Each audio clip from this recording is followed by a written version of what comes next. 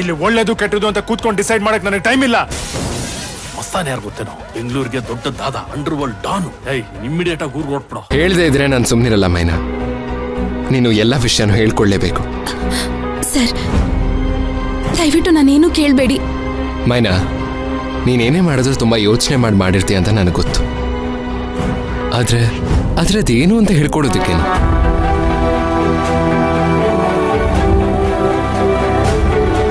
ನಾನು ಧ್ರುವನ್ ಮನೆಗೆ ಹೋಗಿ ಅವ್ರ ತಾಯಿ ಜೊತೆ ಮಾತಾಡಿದೆ.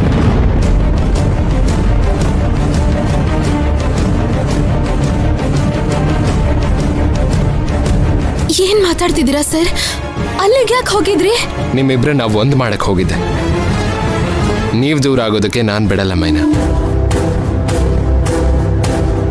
ನೋಡ್ ಮೈನಾ, ನಿನಗೇನು ಪ್ರಾಬ್ಲಮ್ ಆಗಿದೆಯೋ ನನಗೆ ಗೊತ್ತಿಲ್ಲ.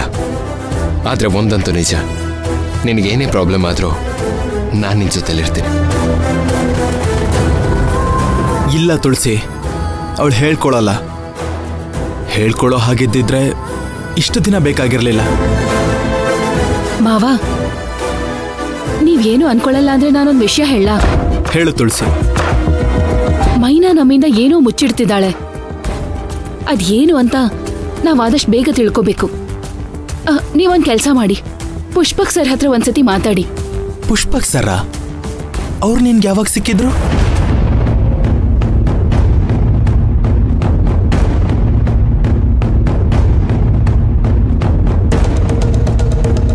ಮಾವ, ಮೈನನ್ ಆರೋಗ್ಯದಲ್ಲಿ ಏನ್ ಸಮಸ್ಯೆ ಇದೆ ಅಂತ ತಿಳ್ಕೊಳ್ಳೋದಕ್ಕೆ ನಮ್ಗೆ ಉಳಿದಿರೋದು ಒಂದೇ ಒಂದು ದಾರಿ.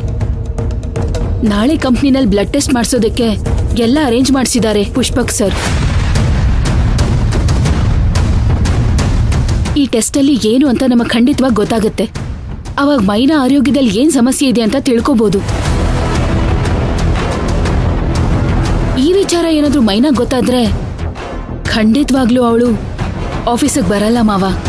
ನೀವ್ ಏನ್ ಮಾಡ್ತಿರೋ ಬಿಡ್ತಿರೋ ನನಗೆ ಗೊತ್ತಿಲ್ಲ, ಆದ್ರೆ ಮೈನಾ ಆಫೀಸಿಗೆ ಬರೋ ಜವಾಬ್ದಾರಿ ಮಾತ್ರ ನಿಮ್ದು.